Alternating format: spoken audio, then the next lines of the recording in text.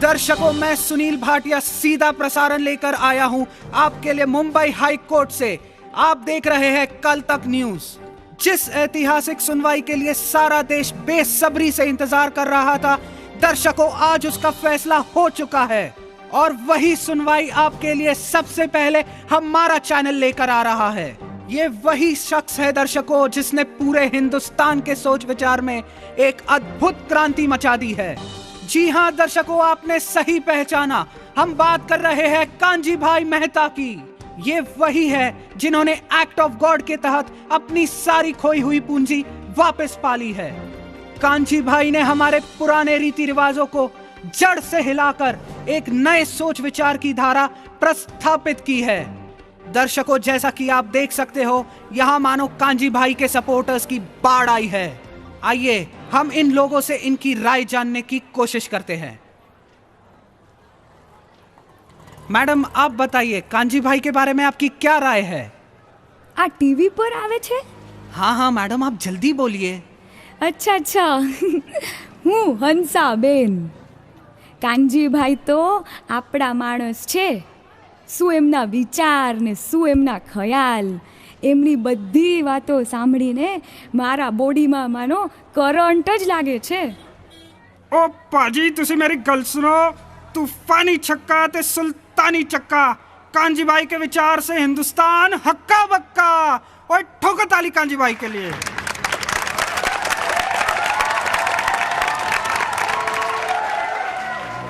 कांजी भाई को तो हमारा पीएम बनाना चाहिए।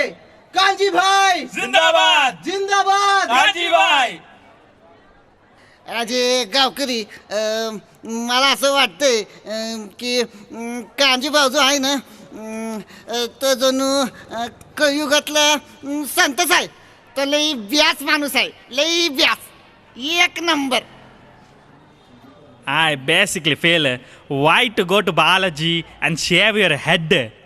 After hearing Kanji Bhai, I realized my hairs are so precious. Kanji Bhai is real Talaiva. Hey bro, after hearing Kanji Bhai, I'm 100% convinced that worship of stone idol is sheer madness. I've told my parents to please excuse me from all these things. दर्शकों, ये देखिए, लोगों ने कांजी भाई को कलयुग का संत, हमारे प्रधानमंत्री और थलाइवा जैसे सुपरस्टार की उपाधि दे दी है। अरे ये देखो, कांजी भाई आ गए।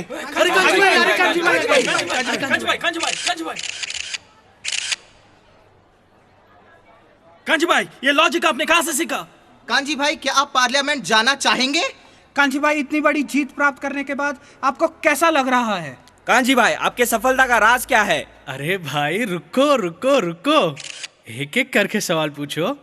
मैं इंसान हूँ, भगवान थोड़ी ना हूँ। कांजी भाई, इतनी बड़ी जीत प्राप्त करने के बाद आपको कैसा लग रहा है? आज जो पूछ रहा है कैसा लग रहा है, अरे भाई, मुंबई की विरार लोकल ट्रेन में विंडो सीट मिलने के बाद कैसा लगता है, वैसी ही फीलिंग मुझे भी आ रही है। कांजी भाई, भारत की जनता के लिए आपका क्या संदेश है?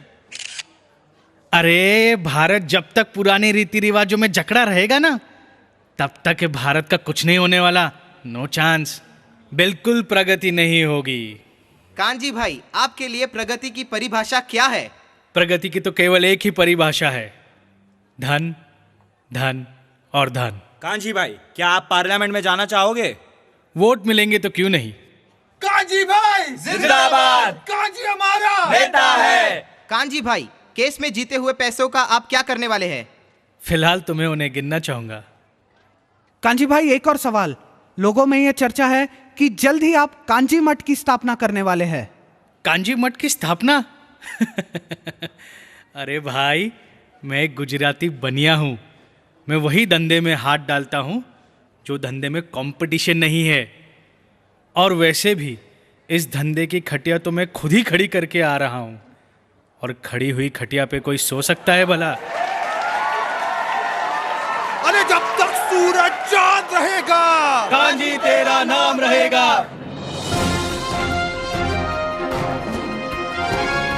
तो दर्शकों, आपने देखा कांजी भाई के मनमोहक निराले अंदाज को। अगर आप कांजी भाई के विचारों से सहमत हैं, तो तुरंत अपना फोन उठाइए और एसएमएस कीजिए यस 420420 पर। याद रखिए, हमारी वोटिंग लाइन केवल कल रात 10 बजे तक खुली है। दर्शकों, आपके लिए मैं सुनील भाटिया, कैमरामैन विजय खुनेकरी के साथ कल तक।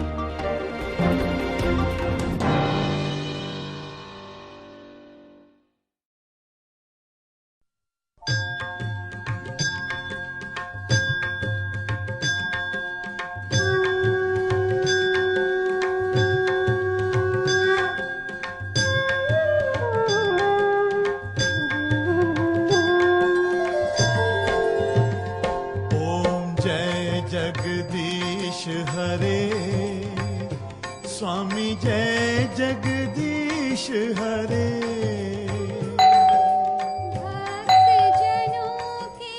चुन्नू, जा जरा दरवाजे पे देख कौन आया है। क्षण में दूर करे।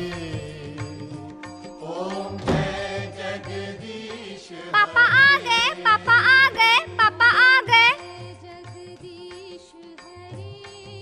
वाह, यहाँ मैं दुनिया को पाठ पढ़ाकर आ रहा हूँ और यहाँ पर मेरे ही घर पे ये हाल है। इसी को कहते हैं दिए तले अंधेरा। दास जनों के संकट क्षण में दूर करे। चलो माना कि तुम्हारे भगवान हैं, लेकिन ये शेर चूहे बिल्ली पर बैठे गुड्डे गुडियों के साथ तुम कब तक खेलती रहोगी? आप भी ना, बस आते ही चालू हो गए। ये लो संतोषी माँ का प्रसाद।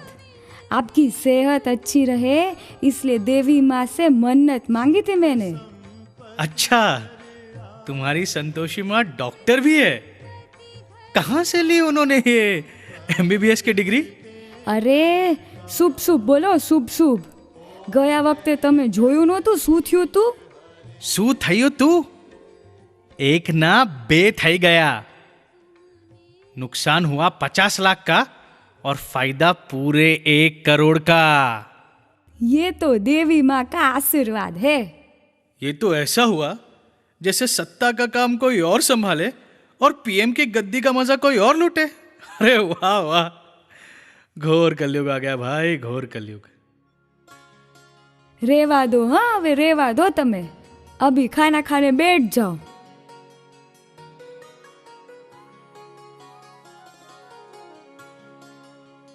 अरे वाह वाह वाह, थेपला ने ढोकला ने खांडवी ने पापड़ी।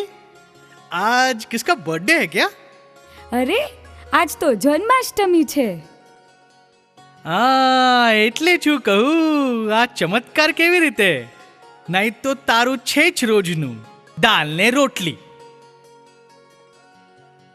सामड़ो ने, भैया और भाभी ने हम सब के साथ तीर्थ यात्रा का प्रोग्राम बनाया है। मैं क्या कह रही थी कि आप भी थोड़ा समय निकाल के आओ ना। अरे सुशीला, अगर जाना है तो कोई हिल स्टेशन ही जाओ।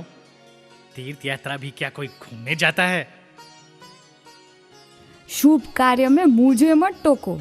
आपको आना है तो आओ, वरना मैं तो जा रही हूँ। ठीक है बाबा, जाओ जाओ तीर्थ यात्रा पे। अच्छा है, घर पे थोड़ा दिन शांति रहेगी।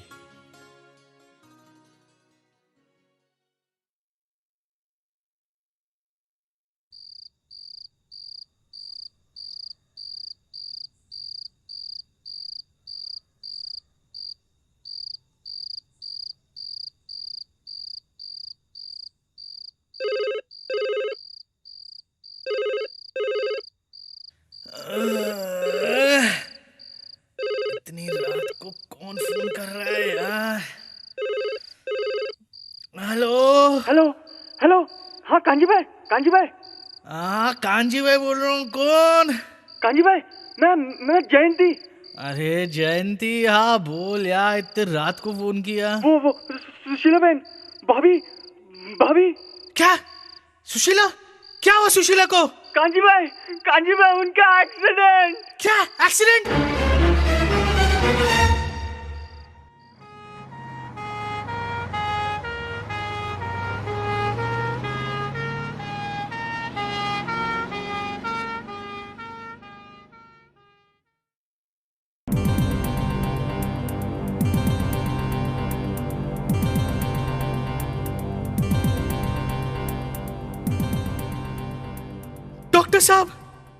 डॉक्टर साहब। आप कौन? मैं कांजी भाई मेहता। वो मेरी बीवी सुशीला, वो अंदर।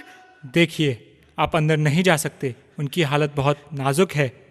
क्या हुआ डॉक्टर? मेरी बीवी को, मेरी सुशीला को क्या हुआ डॉक्टर साहब? Well mister Kanji bhai, I am sorry to say, but your wife is in coma. क्या? नहीं, ये नहीं हो सकता।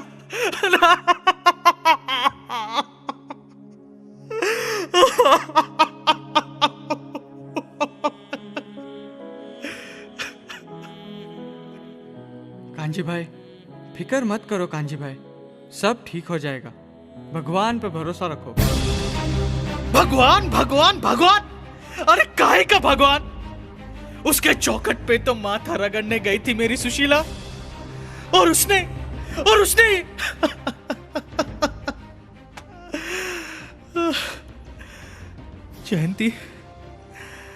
जयंती सुशीला के बगैर मेरा घर, मेरे बच्चे,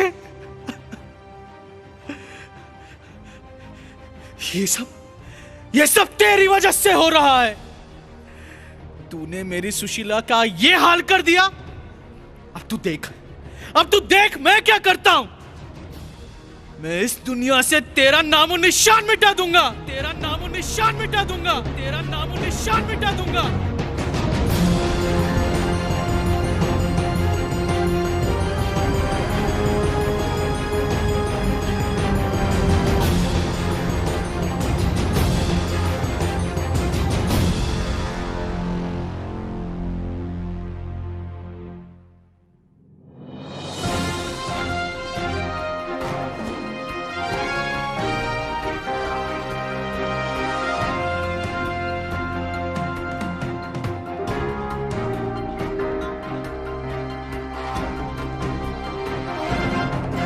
नमस्कार दर्शकों, आज के न्यूज बुलेटिन में आपका हार्दिक स्वागत है।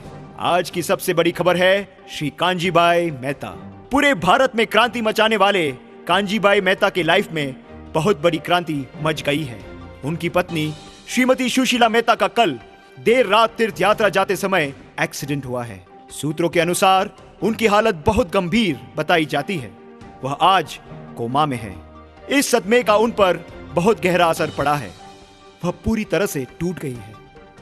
इस पूरे दुर्घटना में भगवान को दोषी ठहराते हुए उन्होंने पुनः भगवान तथा सारे धार्मिक प्रतिनिधियों को कानून के कटघरे में लाकर खड़ा कर दिया है। कांजीबाई के प्रतिक्रिया जानने पर हमें पता चला है कि कांजीबाई धर्म इस शब्द को ही भारतीय संविधान से हटा देना चाहते हैं। लेकिन सबसे बड़ा सवाल यह है कि कांजीबाई से पराजित होने के पश्चात क्या ये धार्मिक अनुयायी कांजीबाई के शब्दों के बाणों का सामना कर पाएंगे? आइए आंखों देखा हाल सुनते हैं हमारे संवाददाता सुनील भाटिया से। सुनील, क्या आप मुझे सुन सकते हो? हाँ दीपक, मैं सुन सकता हूँ। हाँ तो बताइए, वहां की क्या परिस्थिति है?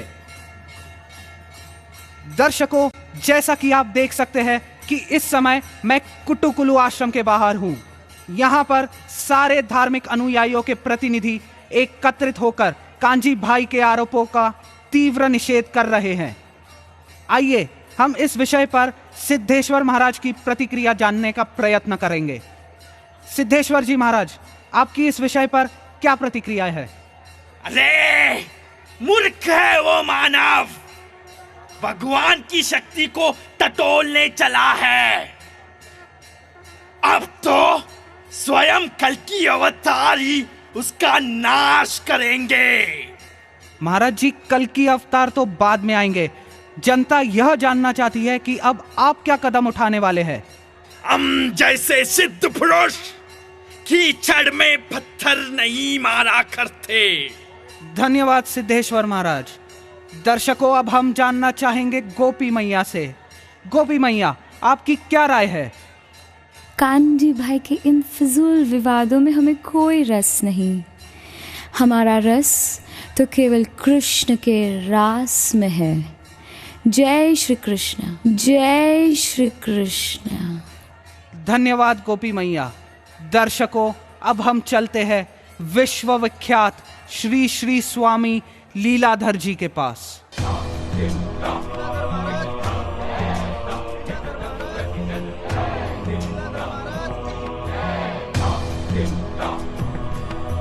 अरे निर्लज है वह नास्तिक, जिस विषय पर उसने फर्स्ट स्टैंडर्ड भी नहीं पास किया, उस विषय पर पीएचडी की बातें करने जा रहा है। औंधे मुंह गिरेगा वो, औंधे मुंह। उसका चेहरा भी देखना हमारे लिए महापाप है। तो क्या इसका मतलब है कि इस बार आप न्यायालय नहीं आएंगे? जब चप्पल हमें काटती है तो क्या हम चप्पल को काटे? तो दर्शकों, जैसा कि आपने देखा कि इन धार्मिक प्रतिनिधियों के शब्दों से ऐसा प्रतीत हो रहा है कि मानो इस बार युद्ध शुरू होने से पहले ही उन्होंने अपने हथियार डाल दिए हैं।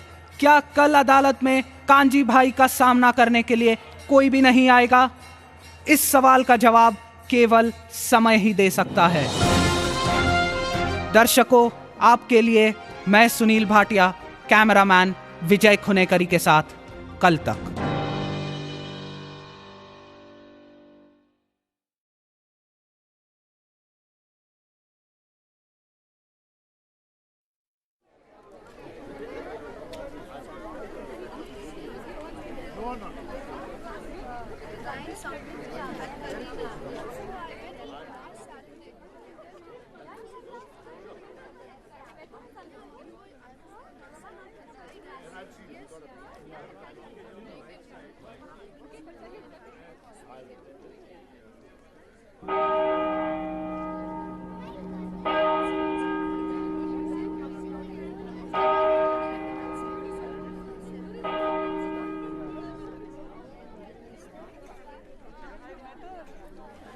आज कांजी भाई का हियरिंग है। आज कांजी भाई क्या जादू करेंगे? लगता है आज कांजी भाई पूरा गुस्सा निकालेंगे। अरे बड़े बड़े स्वामी डर रहे आने के लिए। तो क्या आज कोई नहीं आएगा?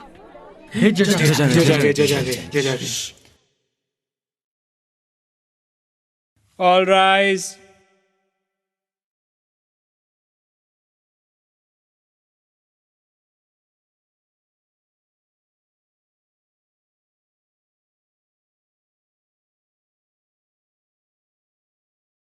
सो मिस्टर कांजी भाई मेहता, क्या इस बार भी आप अपना केस खुद लड़ना चाहेंगे? जी हाँ जज साहब। कांजी भाई के दलीलों का जवाब देने के लिए कोई भी उपस्थित न होने के कारण कोर्ट ने एक सरकारी वकील की नियुक्ति की है। कोर्ट की कार्यवाही शुरू की जाए। जज साहब, भारत में कुछ चीजें कभी नहीं बदलती। पिछली बार भगवान और उनके नाम पर होने वाले इस पूरे धंधे का पर्दाफाश करने के बाद भी तकरीबन चीजें वैसी ही चल रही हैं। पत्थरों को आज भी पूजा जा रहा है, उन पर आज भी बाल चढ़ाए जा रहे हैं। आज भी तीर्थ यात्रा में जाकर लोग अपने जीवन को जोखिम में डाल रहे हैं। जब तक इन चीजों पर कानूनी रोक नहीं लगाई जाएगी, तब तक इस देश के लोगों पर कोई असर नहीं पड़ेगा। जज साहब, बाकियों का तो छोड़ो, मेरी अपनी बीवी जो इस पत्थर का दर्शन करने गई थी, आज अस्पताल में खुद पत्थर बनकर पड़ी है। और माय लॉर्ड, मैं अकेला नहीं हूं। इस भगवान नामक बीमारी से हर रोज हजारों लोगों का जीवन बर्बाद हो रहा है। इतना ही नहीं जज साहब, यह कैंसर की तरह बढ़ता ही जा रहा है। इसलिए मैं आज इस अदालत से यह दरख्वास्त करता हूं कि भारत के संविधान से ही हर प्रकार के धर्म, मजहब, रीति रिवाज और प्रथाओं के पालन पर बंदी लगाई जाए। जज साहब, यह प्रश्न हर एक भारतीय का है, जिसका उत्तर ना किसी के पास था, ना है और ना रहेगा। इसलिए यह अदालत से मेरी विनती है कि इसका फैसला जल्द से जल्द किया जाए। Thank you my Lord. Public prosecutor, आपको कुछ कहना है? नो माय लॉर्ड, मुझे कुछ नहीं कहना। अरे कांजी भाई के सामने तो किसी की भी नहीं चलती। लगता है केस इधर ही खत्म हो गया। अरे मुझे तो पहले ही पता था। अरे कांजी भाई ने तो कमाल ही कर दी। साइलेंस।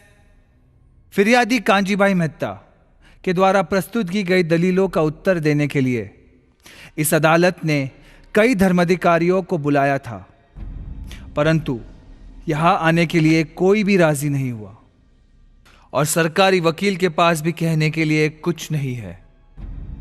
इसीलिए तमाम दलीलों और गवाहों को मद्देनजर रखते हुए यह अदालत इस नतीजे पे पहुंचती है कि ठहरिए जज साहब, कांजी भाई के बिछाए गए शब्द जाल के अंधकार को नष्ट करने के लिए शास्त्र की एक छोटी सी किरण ही काफी है। जज साहब, भगवान, उनके भक्त तथा तमाम भारतवासियों की ओर से मैं कृष्ण विजय दास कांजी भाई की चुनौती को स्वीकारने का उत्तरदायित्व उठाता हूं।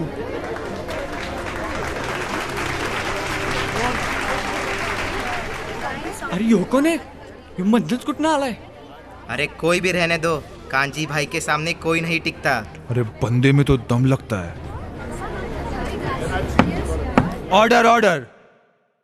आपको जो कुछ भी कहना है प्लीज विटनेस बॉक्स में आकर कहिए।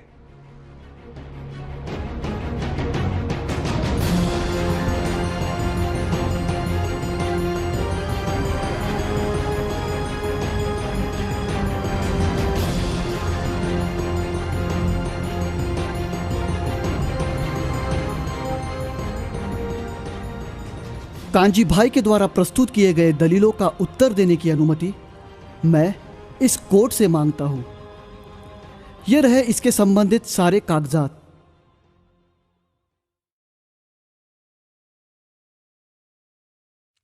Yes, you may proceed. Thank you my Lord. सर्वप्रथम मैं कांजी भाई को धन्यवाद देना चाहूंगा कि उन्होंने बड़ी सफाई से इस कोर्ट के समक्ष भगवान, धर्म तथा अन्य गंभीर विषयों पर इतने महत्वपूर्ण प्रश्न उठाए हैं। निश्चित रूप से उन्होंने सोई हुई जनता को जगाया है। पर इन प्रश्नों का हुआ क्या? इन अनउत्तरित प्रश्नों ने न जाने कितने भारतीयों का भगवान, संस्कृति तथा उन पर उनकी आस्था का गला घोट दिया है, जिसकी वजह से करोड़ों भारतीयों के हृदय में आज एक ऐसा ही कांजी भाई बैठा है। अरे ओ आस्था चैनल, बहुत अच्छा प्रवचन दिया तुमने। तुम्हारी हिम्मत की तो मैं दाद देता हूं, लेकिन यह तुम्हारी भजन मंडली नहीं है जो सब तुम्हारे ताल से ताल मिलाएंगे। ये कोर्ट है, कोर्ट। शब्दों के कीचड़ की होली खेलने में मुझे भी कोई दिलचस्पी नहीं है कांजी भाई। और तुम्हारी ये बचकाने बातों की शोभा सिर्फ कॉमेडी सर्कस ही बढ़ाएगी। मैं तो यहां तुम्हारे अज्ञान का चैनल बंद करके ज्ञान के दर्शन का चैनल चालू करने आया हूं। Order, order. Please maintain the dignity of this court. Kanji भाई, एक सवाल पूछो आपसे। आशा करता हूं कि आप बुरा नहीं मानेंगे। कांजी भाई, आपके लाइफ में सबसे बेहतरीन तोहफा आपको कौन सा मिला है? क्या? ऑब्जेक्शन मिलॉर्ड, ये कैसा सवाल है? Objection overruled. बताओ ना कांजी भाई, हम सब जानना चाहते, बताओ ना। मेरे लाइफ में? हाँ, जब मैंने मैट्रिक पास किया था तब मेरी माँ ने मुझे एक लॉकेट दिया था। वही मेरे लिए सबसे कीमती है। कीमती? क्या कांजी भाई, आपको इस लॉकेट के अलावा और कोई कीमती गिफ्ट मिला नहीं लाइफ में? अरे ये सिर्फ लॉकेट नहीं है, ये मेरे माँ का त्याग है, उसका आशीर्वाद है, उसका प्यार है। अरे कितनी भावनाएं जुड़ी हैं इस लॉकेट से, तुम्हें क्या मालूम?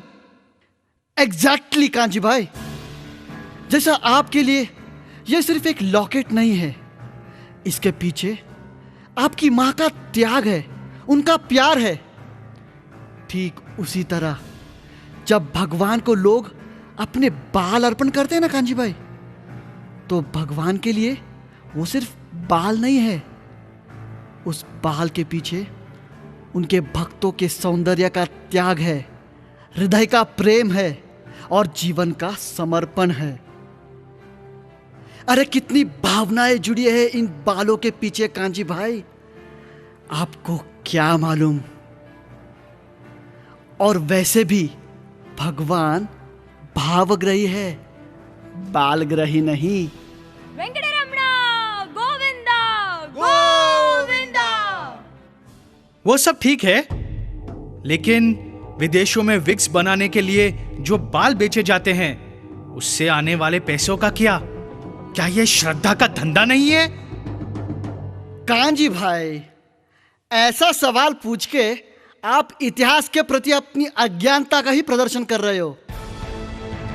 भारी मात्रा में विग्स बनाने की तकनीक हाल ही में विकसित हुई है माय लॉर्ड, परंतु लोग तो हजारों वर्षों से मंदिर में जाकर अपने बाल अर्पण कर रहे हैं।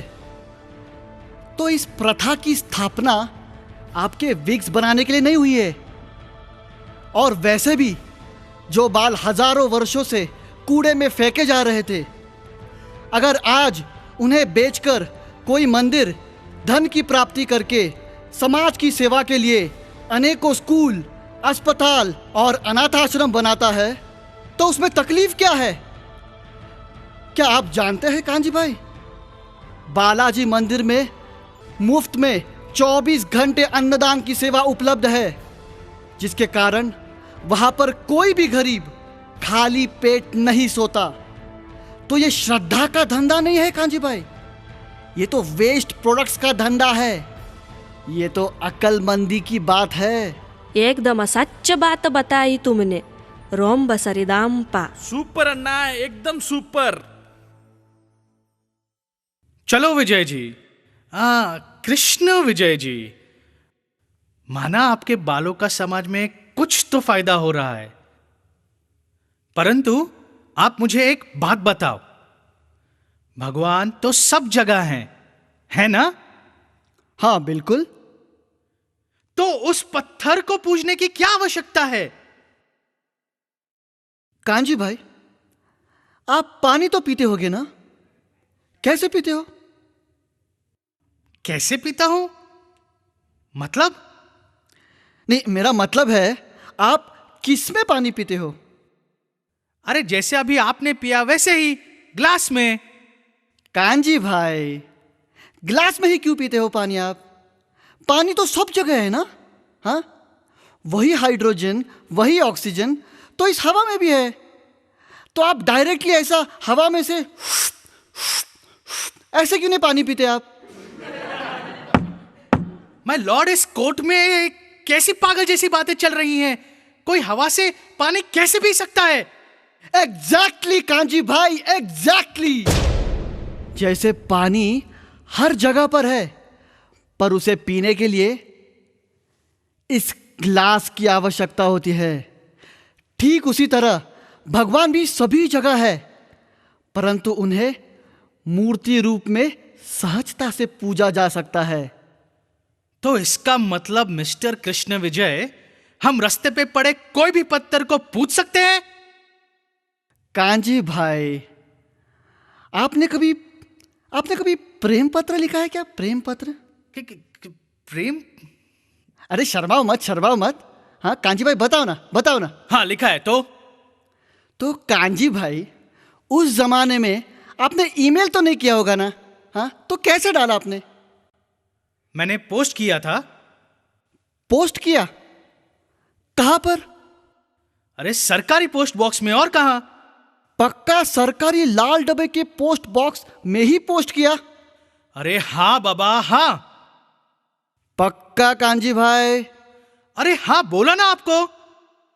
Point to be noted my Lord, kanji भाई अपने सारे प्रेम पत्र सरकारी पोस्ट बॉक्स में ही डालते हैं। My lord, I will come to this point later. अच्छा कांजी भाई, सुना है सुनवाई के बाद आपके पास बहुत पैसा आया है। हाँ कांजी भाई, जरा मुझे 1000 रुपए की नोट दो ना। माय लॉर्ड, ये क्या चल रहा है? कांजी भाई दो ना, प्रॉमिस मैं आपको वापस दूंगा।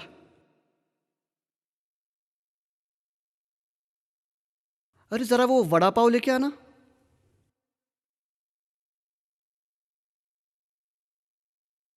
अरे क्या ये पागल हो गया है? कोई भला 1000 रुपए की नोट पर वड़ा पाव खाता है? चलो लाओ इधर मेरा नोट लाओ। Kanji bhai I am sorry kanji भाई, ये रहा आपका 1000 रुपए का नोट। अच्छा कांजी भाई, इस कागज के ऊपर खाया तो चलेगा ना? आपको कोई एतराज तो नहीं ना? तुमको जो करना है करो। कांजी भाई रिलैक्स, कांजी भाई आप भी खाओ। नहीं रहने दो, तुम ही खाओ। वाह क्या वड़ा पाव है। अच्छा कांजी भाई, एक बात बताओ, ये भी कागज है और आपके पास जो है वो भी कागज है, लेकिन जब मैं आपकी 1000 रुपए की नोट के ऊपर इमली की चटनी डालकर वड़ा पाव खा रहा था तब आप मुझे पागल कह रहे थे, लेकिन जब मैं वही वड़ा पाव इस कागज पर खा रहा हूं तब आप कुछ नहीं बोल रहे। ऐसा क्यों कांजी भाई? अरे क्यों मतलब क्या? ये 1000 रुपए का नोट है, इसका कुछ वैल्यू है, ये सरकार द्वारा ऑथराइज्ड है। Point to be noted my Lord. तो कांजी भाई, जैसा आप कोई भी लाल डब्बे में पत्र नहीं डालते और किसी भी कागज को पैसा नहीं मानते, कांजी भाई उसी तरह हम रास्ते के कोई भी पत्थर को भगवान नहीं मानते। क्या बात बोली यार। जब तक शास्त्र के द्वारा वो ऑथराइज नहीं किया गया हो, और उस ऑथराइजेशन प्रोसेस को ही प्राण प्रतिष्ठा कहते हैं कांजी भाई, प्राण प्रतिष्ठा। माना कि मूर्ति रूप में भगवान की पूजा हो सकती है, लेकिन इसके लिए इतने बड़े बड़े आलीशान मंदिरों की क्या आवश्यकता है? जब हजारों भिखारी बाहर भूख से तड़प रहे हैं, मर रहे हैं, दाने दाने के लिए तरस रहे हैं। जज साहब, यह बड़ी दुख की बात है कि आज भी हमारे देश में हजारों लोग भूखे मर रहे हैं। परंतु जज साहब, मेरा इस कोर्ट से यह प्रश्न है, क्या वाकई मंदिरों और लोगों के भूखे मरने में जरा सा भी संबंध है? अगर हमें वाकई लोगों के भूखे मरने की चिंता है तो फिर ये बड़े बड़े theatres, malls, IPL, world cups, Filmfare awards, इन सब पर जब करोड़ों अब्जों रुपए खर्च होते हैं तब कोई आवाज क्यों नहीं उठाता?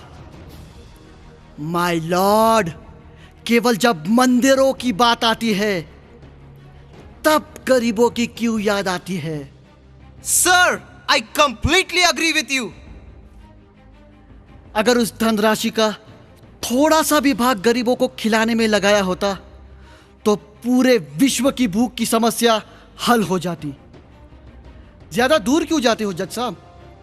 ओ माय गॉड मूवी बनी 20 करोड़ में, बॉक्स ऑफिस कलेक्शन 80 करोड़ का, तो माय लॉर्ड कुल मिलाकर मुनाफा कितना हुआ? 60 करोड़ का।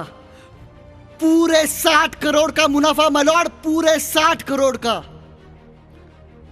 तो मेरा यह प्रश्न है, इसमें से कितना परसेंट भूखे गरीबों पे खर्च किया गया? 100%? पॉसिबल ही नहीं। 50%? नहीं। 25%? 25? माय लॉर्ड, शायद सिर्फ 0%। माय लॉर्ड, यह मूवी कहती है कि धर्म श्रद्धा का धंधा करता है, बल्कि असलियत तो यह है माय लॉर्ड कि यह मूवी ने श्रद्धा की निंदा का धंधा किया है माय लॉर्ड, श्रद्धा की निंदा का धंधा, और वो भी पूरे 60 करोड़ का। अरे तुसी छा गए गुरु। और कांजी भाई, आपके जानकारी के लिए इस्कॉन के मंदिर से फूड फॉर लाइफ प्रोग्राम द्वारा प्रतिदिन 15 लाख लोगों को मुफ्त में भोजन दिया जाता है, जिसका अर्थ है 173 मील्स पर सेकंड। और यही नहीं, बालाजी मंदिर, उडुपी मंदिर, तमाम गुरुद्वाराओं में और अनेक मंदिरों में प्रसाद का मुफ्त में वितरण होता है, और इस वितरण में अमीर और गरीब का कोई भेदभाव नहीं होता। तो मंदिर के बाहर लोगों के भूखे रहने का तो कोई सवाल ही नहीं उत्पन्न होता।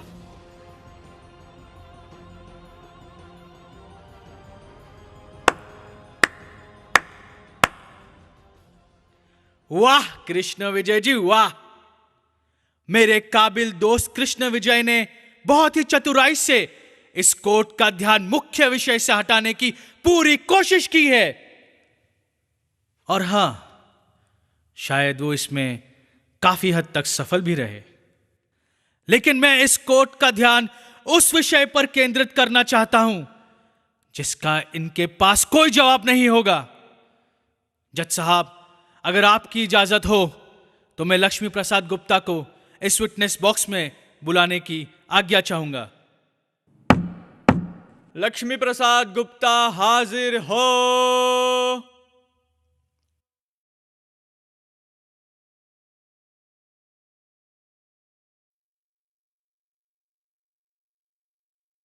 मैं गीता पे हाथ रख के कसम खाता हूं जज साहब, जो कुछ भी बोलूंगा सच बोलूंगा, सच के सिवा कुछ नहीं बोलूंगा। माय लॉर्ड, इस विटनेस बॉक्स में खड़े हुए लक्ष्मी प्रसाद शर्मा एक ऐसे शख्स है जिनको इन भगवान के सेल्समैनों ने बहुत ही बुरी तरह फंसाया। माय लॉर्ड, बाकी की हकीकत ये खुद बयान करेंगे। जज साहब, मेरा नाम लक्ष्मी प्रसाद शर्मा नहीं, गुप्ता भी नहीं। मैं लक्ष्मी प्रसाद अय्यर, कुंभकोणम से। लक्ष्मी रोड में मेरा एक छोटा सा दुकान कपड़े का। कुछ समय पहले मुझे व्यापार में बहुत नुकसान हुई, जिसके वजह मैं बुरी तरह कर्ज में डूब गई। उसी के कारण मेरे छोटे छोटे बच्चे, इतने छोटे छोटे बच्चे वो टाइम पे बीमार हो गई। घर में मेरे बुढ़े माँ बाप वो भी बहुत बीमार थे। उनका भी दवा लेने के लिए मेरे पास पैसा नहीं।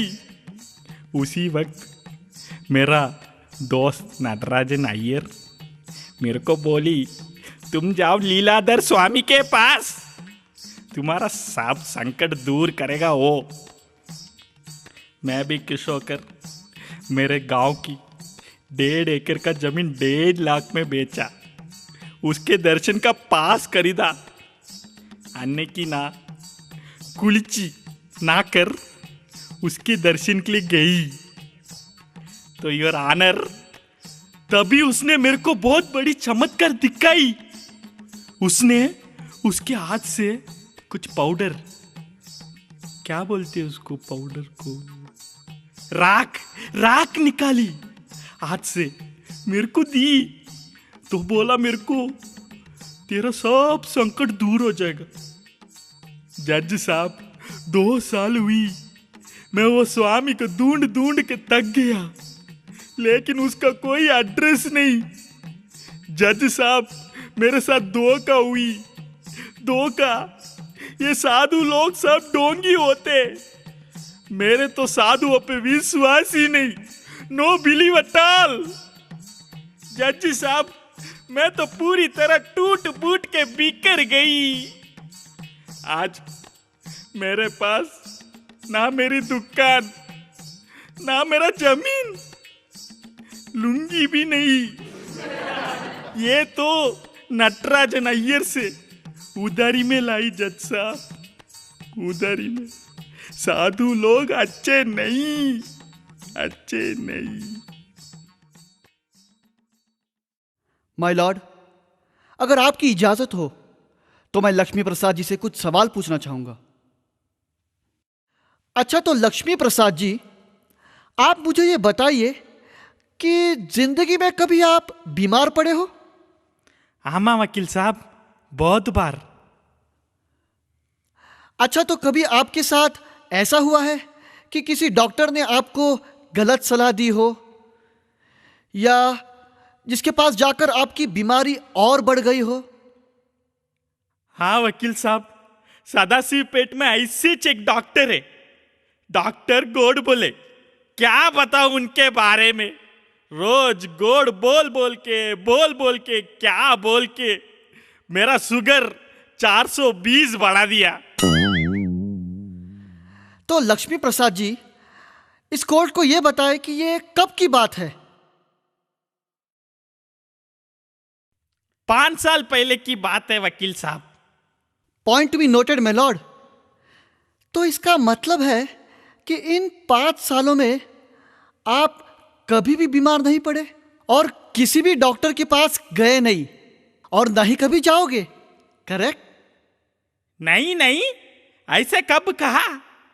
अब तो मैंने एक अच्छी डॉक्टर ढूंढ ली, डॉक्टर रामनाथन अयंगर, MBBS या FRCS। ऑब्जेक्शन माय लॉर्ड, इन फिजूल की बातों से इस कोर्ट को गुमराह किया जा रहा है। My lord, please let me complete my point. Lakshmi Prasad ji, आप जा सकते हैं। माय लॉर्ड, क्या ऐसा आज हर एक फील्ड में नहीं होता? लक्ष्मी प्रसाद जी का पाला एक बुरे डॉक्टर से पढ़ने के बाद उन्होंने एक अच्छा डॉक्टर ढूंढा। उन्होंने डॉक्टर के पास जाना बंद नहीं किया। ठीक उसी तरह माय लॉर्ड, साधु ढोंगी भी होते हैं और खरे भी। हमें खरे साधु के पास जाना चाहिए। पर कृष्ण विजय जी, साधु के माथे पर क्या लेबल होता है कि हाँ मैं खरा हूं और मैं झूठा? कांजी भाई, आज मार्केट में ओरिजिनल 500 रुपए के नोट के साथ जाली 500 रुपए की नोट भी पाई जाती है, आपको पता है ना? तो ये हमारी जिम्मेदारी है कि रिजर्व बैंक ऑफ इंडिया द्वारा जारी किए गए गाइडलाइन से हम ओरिजिनल और डुप्लीकेट नोट को पहचाने। उसी तरह भगवान ने हमें जो शास्त्र रूपी गाइडलाइंस दिया है ना कांजी भाई, उसका आधार लेकर हमें जानना चाहिए कि ये साधु अधिकृत 4 संप्रदायों में से आते हैं या नहीं। तो ये हमारी जिम्मेदारी है। अरे रे कृष्ण विजय जी, जब इतना झमेला है तो इन सब साधुओं के पास और गुरुओं के पास जाने की क्या जरूरत है? हम सीधा ही भगवान के पास क्यों ना जाएं? अरे कांजी भाई, अगर केवल 400 मीटर की दूरी तय करने के लिए मिल्खा सिंह को गुरु की आवश्यकता पड़ी, तो क्या हमें यहां से भगवत धाम जाने के लिए गुरु की कोई आवश्यकता नहीं?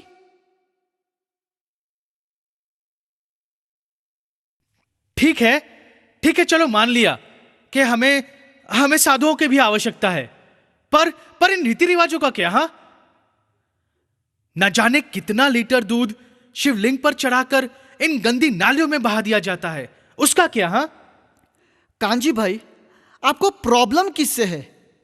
रीति रिवाज से या दूध के वेस्टेज से? दोनों से।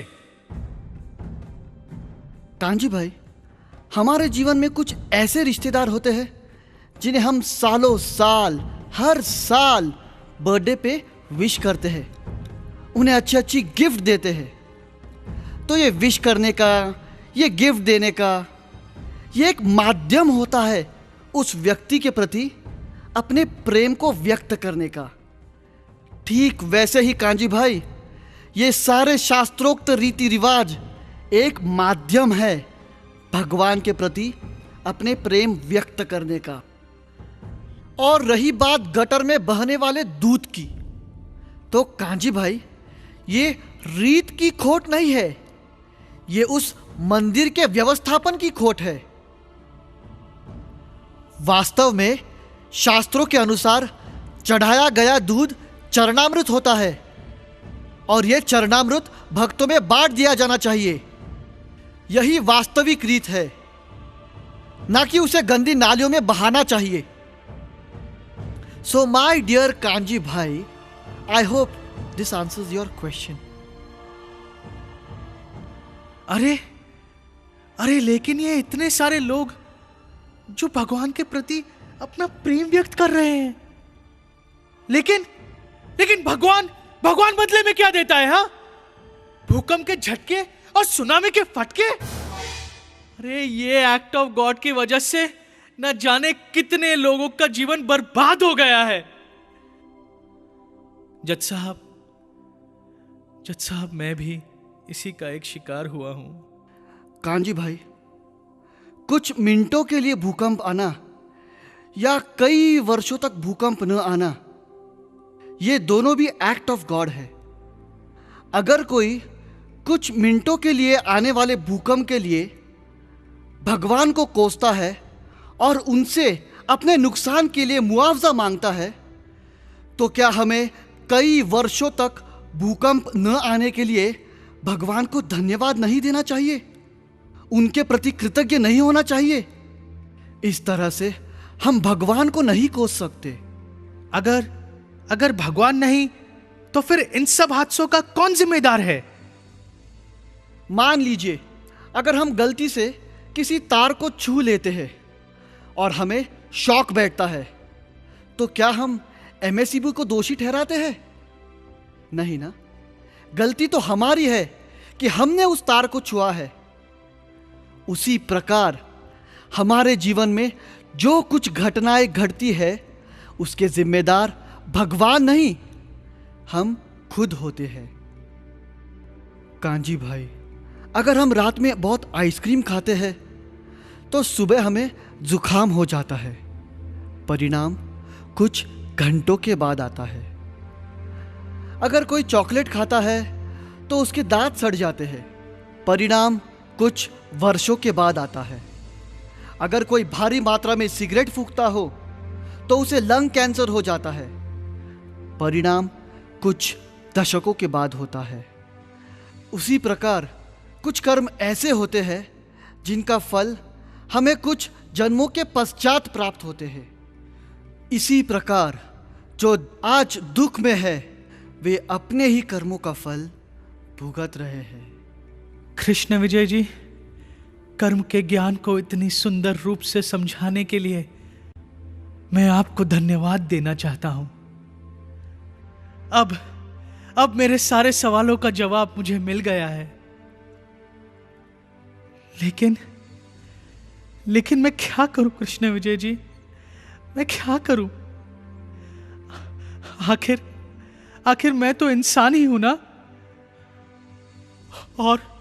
और इसलिए सब समझने पर भी मेरा मन बस एक ही सवाल पूछ रहा है कृष्ण विजय जी, बस एक ही, कि मेरी पत्नी के साथ ऐसा क्यों हुआ?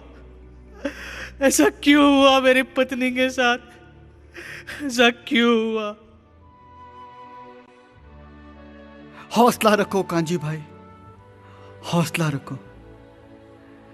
मैं तुम्हारी भावनाओं को समझ सकता हूं।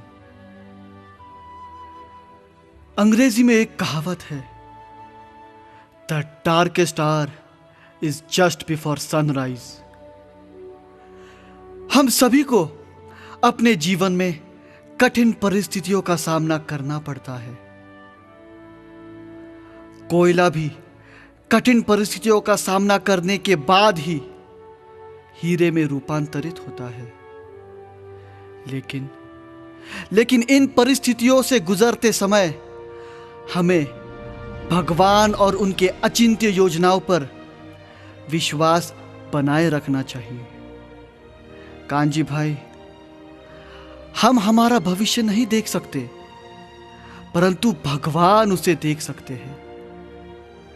इसीलिए वह हमारे भविष्य को ध्यान में रखते हुए हमारे वर्तमान में तब्दीलियां लाते हैं, और कई बार वह तब्दीलियां हमें इस तरह संभ्रमित करती है कि भगवान पर से हमारा विश्वास डगमगा जाता है। कांजी भाई, आप हौसला रखो, भगवान पर विश्वास रखो, सब कुछ ठीक हो जाएगा। कांजी भाई, दीदी को होश आ गया है। अब वो पूरी तरह खतरे से बाहर है। डॉक्टर ने कहा है 2 दिन में डिस्चार्ज भी मिल जाएगा। क्या कहा जयंती? जयंती, तुमने क्या कहा? मेरी सुशीला ठीक हो गई, मेरी सुशीला ठीक हो गई। मुझे तो विश्वास ही नहीं हो रहा, मेरी सुशीला ठीक हो गई। भगवान तुम्हारा लाख लाख शुक्र है। कांजी भाई, किसका लाख लाख शुक्र है?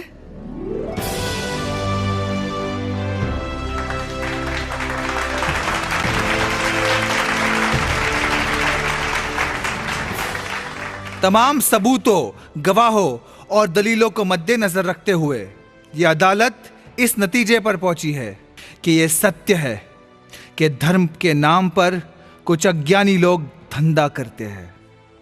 लेकिन उससे भी बड़ा सच यह है कि कृष्ण विजय जी जैसे सच्चे भक्त आज भी मौजूद है। धर्म वो धागा है जो मनुष्य और भगवान को जोड़ता है, इसलिए धर्म और भगवान के अस्तित्व को झुठलाया नहीं जा सकता। धर्म वो विज्ञान है जो मनुष्य को संस्कृति, वास्तविक ज्ञान, शांति और जीवन में सही मार्ग पे चलने की प्रेरणा देती है। बालाजी, इस्कॉन और ऐसे अनेक मंदिरों का समाज के प्रति योगदान देखकर यह अदालत इस नतीजे पे पहुंचती है कि ऐसे मंदिर हमारे देश के लिए उतने ही महत्वपूर्ण है जितने के स्कूल, कॉलेज और अस्पताल। और इसलिए यह अदालत श्री कृष्ण विजय जी के पक्ष में फैसला सुनाती है और कांजी भाई के तमाम दलीलों, प्रश्नों और आरोपों को बेबुनियाद मानते हुए उन्हें खारिज करती है। The case of the prosecution stands dismissed.